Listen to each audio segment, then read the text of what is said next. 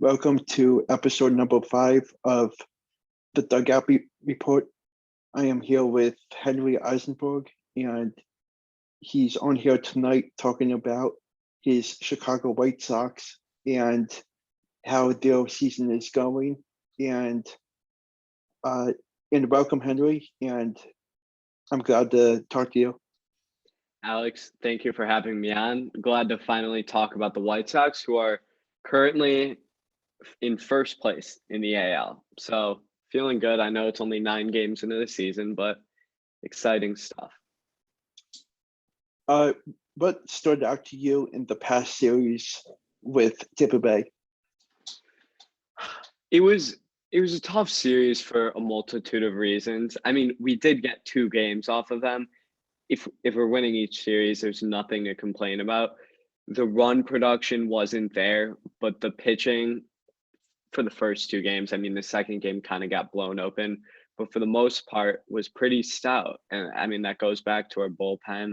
I mean, the starting rotation right now is not great because our 2 aces, Lance Lynn and Lucas Giolito, are both on the IL. So to hold serve right now with them out has been very impressive. And I think most of the starters have done a good job stepping up.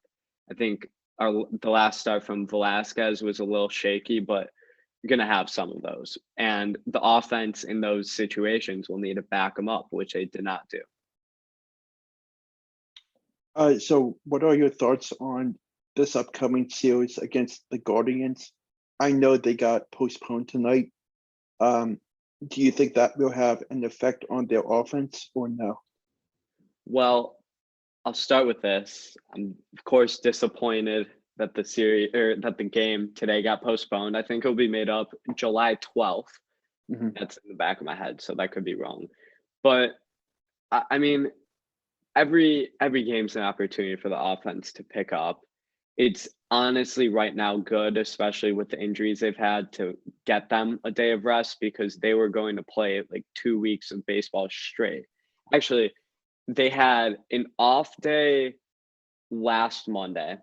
Mm-hmm. And then they only have one more, or they were supposed to only have one more off day for the rest of April. So to sneak another off day in there right now is I'm very happy about. But moving forwards in this series, I think it's an opportunity to wake the bats up, like you said. I'm excited to see. I mean, Luis Robert had that 2-game stretch. The first 2 games they played against Seattle, where he hit a home run in each game. But other than that, he's been pretty stagnant. So it's very early into the season. I would like to see them sort of piece some of it together. Tim Anderson's been doing very solid. He had that home run robbed on Sunday. That was tough to see. But other than that, it's been good to see the progression. I think they're winning now a lot of games that they wouldn't have won last year. But then you also see the flashes of last year in Sunday's game against Tampa, where they're given all these opportunities. The Rays make an error.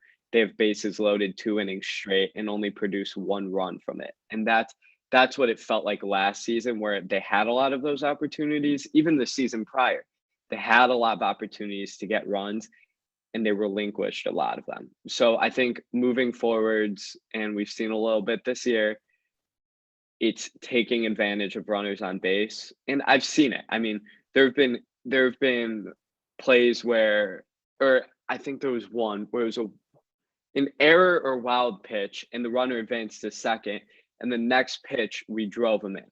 And those are the things. Great teams are able to capitalize on the other team's mistakes. And I know I'm saying we a lot. I don't know why. That's what being a fan looks like. But I really like this White Sox team this year, and moving forward in this very near future against the Guardians, I would like to see some more run production. Mm-hmm. Yeah, I'm just looking at the standings, and I see Cleveland is 4-5, and Detroit, and then Minnesota. So it's pretty tight.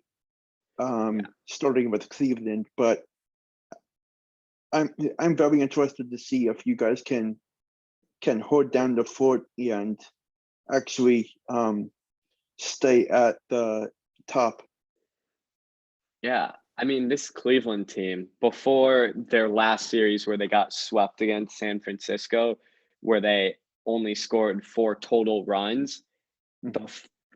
so they started the season 0-2, scoring 1 total run. Then the next 4 games, they scored a total of 44 runs. Mhm. And then it went back to averaging only or a little above 1 run a game in the last series. So I think seeing this Cleveland team, it's clear the statistics show they've been a little inconsistent. Mhm. So I think the Sox have to take advantage of that. It's seen that if you have good pitching, Mhm. you can really shut down this Guardians offense. So I think another key to look for. I know these are basic things like run production and just getting very solid pitching, but I think especially against a Cleveland team that's inconsistent to start off the season, you just need to have stout pitching. Mhm. So what are your thoughts on the pitcher rotation? So, like I mentioned, the Sox have Lance Lynn and Lucas Giolito out. So Mhm. those are tough blows. I mean, Lynn will probably be out 6 to 8 weeks. I think that was a diagnosis at the front of the season. Giolito, I mean, he'll probably miss 1 or 2 more starts. I don't know for sure, so don't quote me on that, but I think that's what's being said. So Mhm. it's the main man right now is Dylan Cease. And I think that's going to be a trend in the future. He's very talented. His stuff is really coming together, and you can see it to start the season. Michael Kopech, another raw talent he's had his struggles. They brought him out of the bullpen in the last couple of years, but I really like that he's getting an opportunity, especially early, to work his way into the rotation because he can be a really, really good four pitcher, which is what he'll be when Lynn and Giolito are back. And then right now they have Keuchel at 5 in the rotation, which if you told me that Dallas Keuchel would be the White Sox 5th pitcher in the rotation, rounding it out 3 years ago, I would be very, very happy. So I know he doesn't have his best pitching anymore. I know that the prime is behind him, but he could still be an all-star talent. So we missed him today. I think he was supposed to start today, so we'll probably see him tomorrow. But Mhm. very, very excited about this pitching rotation. The White Sox should have one of the best. I think the statistic, I don't have the exact ones. I can try to pull it up, but their rotation's been one of the best in the MLB so far, and they're missing their 2 top guys. So that says something. I'll try to find some better stats. While you're looking up that, I wanted to ask you, do you think that they can sweep the Guardians? My mentality and my mindset is win 2. That I think sweeping it's usually a tall task. It's hard to Mhm. beat a team 3 times in a row, especially the Guardians are a good team. So I think taking advantage of the inconsistencies, getting 2 off of them. I mean, the last time the White Sox opened this season winning all 3 of their series, and they Mhm. won them all 2-1. They didn't sweep any of them. The last time that the White Sox opened the season winning their first 3 series that are 3 or more games. I mean, there was I think 2015 they won a 2-game series, but the 3 or more series was 2005 and they won the World Series that year. So it's just being consistent, getting at least 2 games off every team and you're sitting pretty.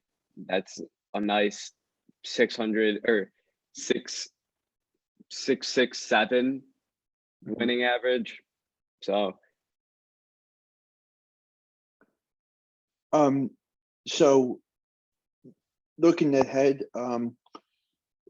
what do you want to see the White Sox do against Minnesota this upcoming weekend? So that's another one where I mean they get Cleveland, Minnesota, both division or interdivision teams. Mhm. Same mentality, in my opinion. I mean, especially when you're in those places, when you're playing both at Cleveland and at Minnesota, winning this series is what's most important. I think the sweeping, like I said, I would love if they were able to sweep, but it's just having that mentality of let's get two, Mhm. especially on a road trip like this. Let's get two in each game. Let's get back, and then at home you can pound it. But on the road, especially looking ahead to Minnesota, who's another team. I'll pull their game log up right now, so I'm not saying They any incorrect. the Twins were pretty solid today against the Red Sox. Yeah, so they split the series in Boston. Mhm. The two games they won, they averaged 8 runs. The two Mhm. games they lost, they averaged half a run.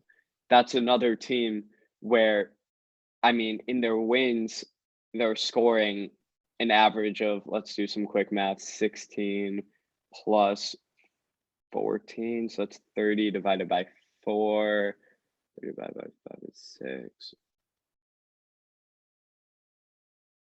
This is bad that I can't get this quicker.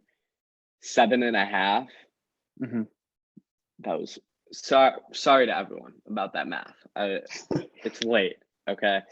7.5 runs they're averaging in their wins, but in their losses, they're averaging, I think, below 2.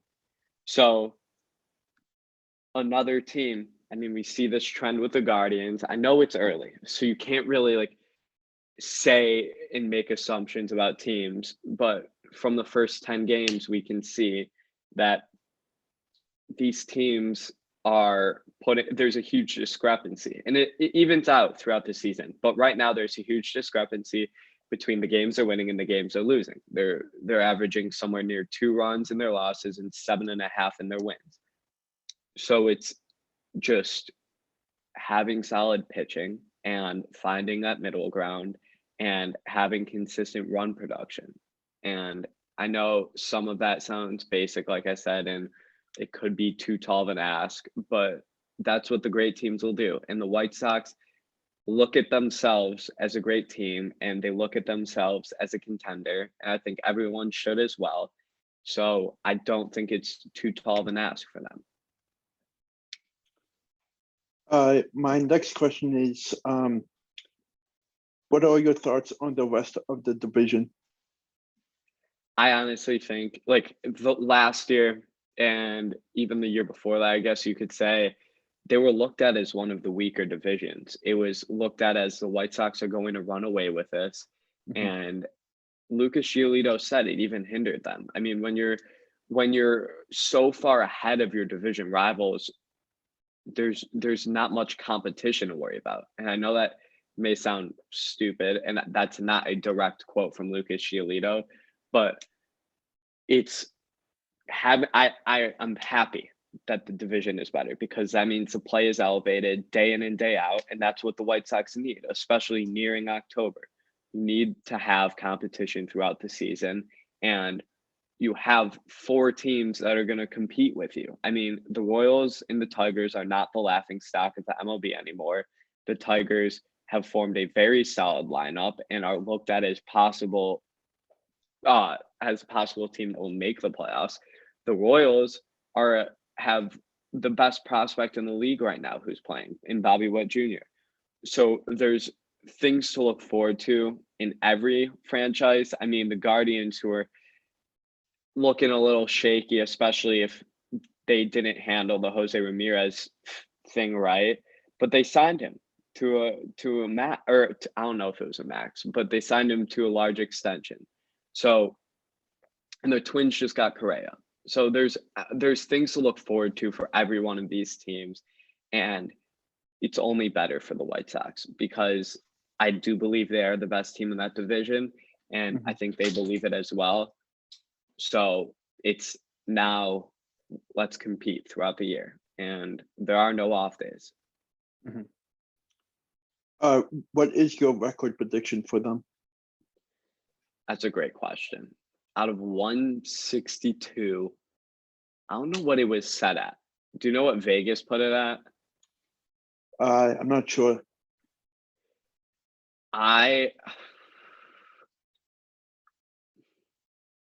mean, based off what I said, winning at least 2 of 3 games, which obviously is not going to happen every single one, but that's putting them at 108. And I don't think I would love for them to crack 100. I'm gonna put them at 98. So what would that be? That would be 98 and 64.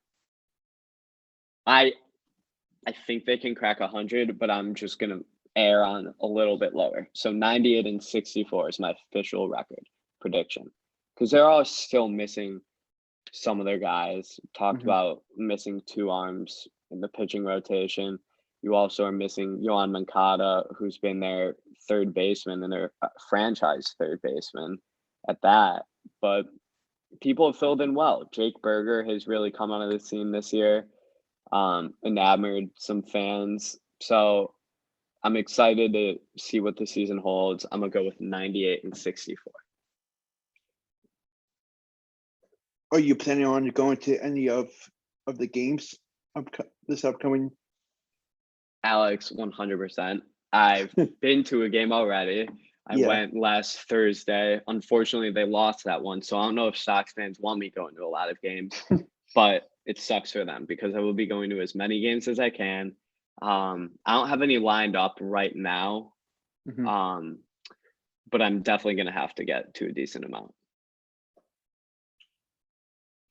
Maybe you can ask John Fanta to fly and go to some games with you.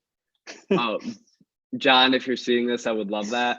I'll have to talk to him about that. Maybe invite him out to Chicago for a day and take him to Guaranteed Rate, show him the best brat that he's ever seen and that anyone's ever seen. So we'll see. Because I know he likes the Cleveland Browns, and I was wondering if he likes the Guardians. Yeah, he's from Cleveland. Yeah, I mean, they are our division rivals, but we'll have to make an exception. I'm sure the White Sox fans will be just as gracious as Big East fans. I'm definitely excited to see the Twitter wars between you and him during this series. Oh, that's a good. I may have to tweet at him about it.